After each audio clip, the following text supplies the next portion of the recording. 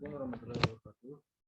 Saya Gaibnu Pratama, prodi S1 Keperawatan A, dengan NIM 210103004. Saya akan mempresentasikan bibliografi tentang Insinyur Soekarno.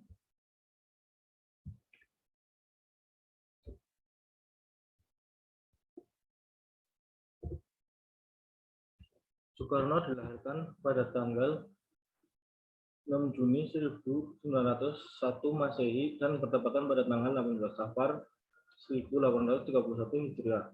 Beliau dilahirkan pada hari Kamis Pon dalam penanggalan Jawa. Dia dilahirkan di Desa Lawang, Sekaten, Surabaya. Soekarno dilahirkan saat Fajar mulai menyingsing, sehingga ayahnya menganggap bahwa anaknya sebagai sang fajar yang dilahirkan dalam abad revolusi kemanusiaan. Dia adalah seorang tokoh perjuangan yang memainkan peran penting dalam kemerdekaan bangsa Indonesia dari penjajahan Belanda. Dia adalah proklamator kemerdekaan Indonesia bersama dengan Muhammad Hatta yang terjadi pada tanggal 17 Agustus 1945. Soekarno adalah yang pertama kali mencetuskan konsep mengenai Pancasila sebagai dasar negara Indonesia dan dia sendiri yang menamainya. Keluarga Insinyur Soekarno. Ayah: Raden Sukmi Sastrodiharjo. Ibu: Ida Ayu Nyomanrai. Istri: Petari dengan istri Inggit Karnasih, Fatmawati, Kartini Manopo, Ratnasari Dewi, Haryati, Yurike Sanggar, Heldi Jafar, dan Fatmawati Soekarno. Pendidikan Insinyur Soekarno. Eerste Inlandse School, Europese Lagere School atau ILS, Hoger Burger School atau HBS, dan Technische Hogeschool Bandung atau THS. Insinyur Soekarno semula tinggal di Tulungagung sebelum pindah ke Mojokerto untuk menempuh pendidikan sekolah dasar. Kemudian berlanjut pindah ke Surabaya untuk bersekolah di Hoger Burger School atau HBS. Sebelum akhirnya pindah ke Bandung untuk melanjutkan pendidikan di Technische Hogeschool, saat ini dikenal ITB.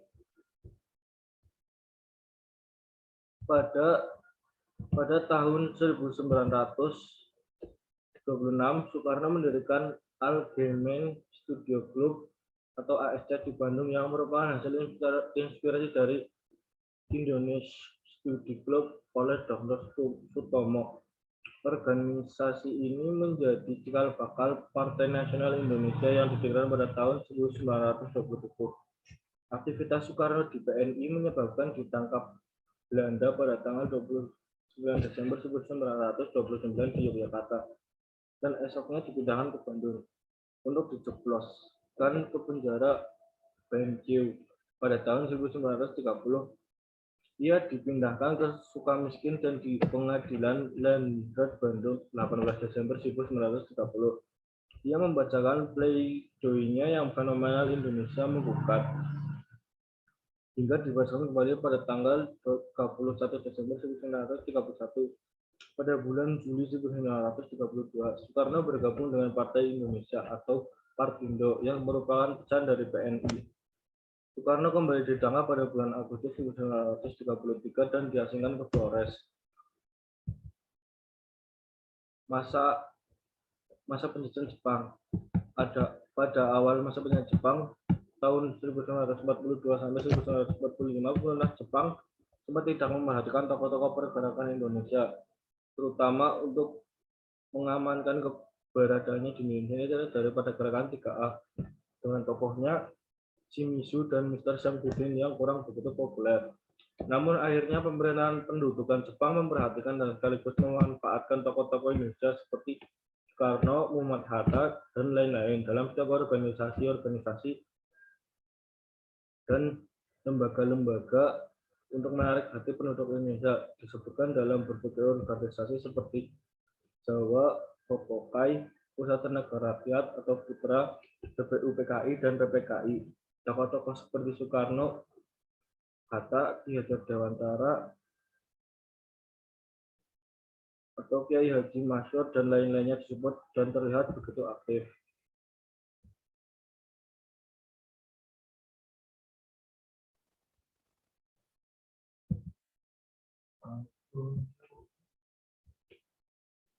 Pada tahun 1943, Perdana Menteri Jepang Hideki Tojo mengundang tokoh Indonesia yakni Soekarno, Muhammad Hatta, dan Ki Bagus Hadikusumo ke Jepang dan diterima langsung oleh Kaisar Hirohito. Namun keterlibatannya dalam badan-badan organisasi bentukan Jepang membuat Soekarno dituduh oleh Belanda bekerja sama dengan Jepang, antara lain dalam kasus Romusa. Masa Perang Revolusi. Peristiwa Rengas Dengklok pada tanggal 16 Agustus 1945, Soekarno dan Muhammad Hatta dibujuk oleh para pemuda untuk menyingkir ke asrama pasukan pembela tanah air atau PETA Rengas Dengklok. Tokoh pemuda yang membujuk antara lain Sukarni, Inkana, Singgih, serta Khairul Saleh. Para pemuda menuntut agar Soekarno dan Hatta segera memproklamasikan kemerdekaan Indonesia karena di Indonesia terjadi kevakuman kekuasaan. Masa kemerdekaan, Presiden Soekarno juga banyak memberikan gagasan-gagasan di dunia internasional. Keprihatinannya terhadap nasi bangsa Asia Afrika masih belum merdeka, belum mempunyai hak untuk menentukan nasibnya sendiri, menyebabkan Presiden Soekarno pada tahun 1955 mengambil inisiatif untuk mengadakan Konferensi Asia Afrika di Bandung yang menghasilkan Dasar-Sila Bandung. Bandung dikenal sebagai ibu kota Asia Afrika.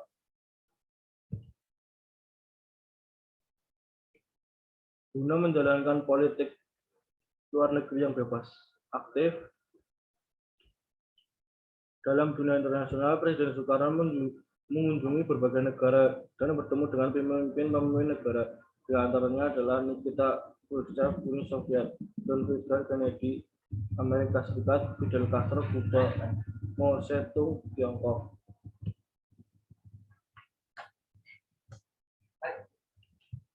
Masa mara bahaya. Soekarno, Presiden Indonesia pertama sedikitnya pernah mengalami percobaan pembunuhan lebih dari 1 kali. Putrinya Megawati Soekarno pernah menyebut angka 23. Saya ingin mengambil satu contoh konkret. Presiden Soekarno itu mengalami percobaan pembunuhan dari tingkat yang namanya baru rencana sampai eksekusi sebanyak 23 kali. Tutur Mega pada Juli 2009. Granat Cikini. Pada 30 November 1957, Presiden Soekarno datang ke perguruan Cikini atau Percik, tempat bersekolah putri-putrinya dalam rangka perayaan ulang tahun ke-15 Percik. Granat tiba-tiba meledak di tengah pesta penyambutan Presiden. 9 orang tewas, 100 orang terluka, termasuk pengawal Presiden Soekarno sendiri beserta putra-putrinya selamat. 3 orang ditangkap akibat kejadian tersebut. Mereka pranatauan dari Bima yang dituduh sebagai antek teror gerakan DI-TII. Penembakan Istana Presiden. Pada 9 Maret 1960, tepat siang bolong, Istana Presiden dihentikan oleh ledakan yang berasal dari tembakan kanon 23 mm. Pesawat MiG-17 yang dipilot Daniel Mokar adalah Letnan AU yang telah dipengaruhi Permesta. Kanon yang dijatuhkan menukar menghantam pilar dan salah satunya jatuh tak jauh dari meja kerja Soekarno. Untunglah Soekarno tak ada di situ. Soekarno telah memimpin rapat di gedung sebelah. Hanya sekedar peringatan sebelum menembak istana, Presiden sudah memastikan tak melihat bendera kuning dikibarkan di istana. Tanda Presiden ada di istana. Hasil ini membuat Tigerkol Chicken Mokar harus mendekam di Bui selama 8 tahun. Pencegatan Raja Mandala. Pada April 1960, Perdana Menteri Uni Soviet saat itu Nikita Khrushchev mengadakan kunjungan ke negara Indonesia. Dia menyempatkan diri mengunjungi Bandung, Yogyakarta, dan Bali. Presiden Soekarno menyertainya dalam perjalanan ke Jawa Barat. Tatkala sampai di jembatan Raja Mandala, ternyata sekelompok anggota DI-TII melakukan pengadangan beruntung. Pasukan pengawal Presiden sigap meloloskan kedua pemimpin dunia tersebut. Granat Makassar. Pada 7 Januari 1962, Presiden Soekarno tengah berada di Makassar. Malam itu, ia akan menghadiri acara di Gedung Olahraga Mato Angin Ketika itulah saat melewati jalan Cendrawasih, seorang melempar granat. Granat itu meleset jatuh mengenai mobil lain. Soekarno selamat. Pelakunya Sherma Markus Latuperisa dan Ida Bagus Surya Tenaya divonis hukuman mati. Penembakan Idul Adha. Pada 14 Mei 1962, Bahrum sangat senang ketika berhasil mendapatkan posisi duduk pada saf depan pada musola Idul Adha di Masjid Baitur Rahim. Begitu melihat Soekarno, dia mencabut pistol yang tersembunyi di balik jasnya. Moncong lalu jalankan tubuh Soekarno dalam sepersekian detik. Ketika ia tersadar, arah pun melenceng dan peluru meleset pada tubuh Soekarno, menyerempet Ketua DPR DR Zainul Arifin. Haji Bahrum divonis hukuman mati, namun ia mendapatkan gerasi. Penembakan mortir Tahir Muzakkar. Pada 1960-an, Presiden Soekarno dalam kunjungan kerja di Sulawesi saat berada dalam perjalanan keluar dari lapangan terbang Mandai, sebuah peluru mortir ditembakkan anak buah Tahir Muzakkar. Arahnya kendaraan Bung Karno, tapi ternyata meleset jauh. Soekarno sekali lagi selamat. Peninggalan. Rumah Proklamasi yang merupakan bekas kediaman Soekarno sekitar tahun 1950 sampai 1960, depannya tampak tugu proklamasi. Wafat. Kondisinya semakin memburuk, terlebih ketika sudah tidak menjabat sebagai presiden. Sebelum tutup usia, Soekarno sempat mengalami koma pada pukul 3.50 dan tutup usia pada pukul 7. Setelah dinyatakan wafat, Ratna Sari Dewi, istri Soekarno memutuskan untuk memindahkan jenazah Soekarno ke Wisma Yaso. Soekarno pernah berusaha kelak apabila wafat, jenazahnya ingin dimakamkan di daerah Periangan, tepatnya di bawah pohon rindang dengan gemericik air mengalir di bawahnya. Kemungkinan tempat yang dimaksud Soekarno adalah Istana Batu Tulis, Bogor. Terima kasih. Sekian. Wassalamualaikum warahmatullahi wabarakatuh.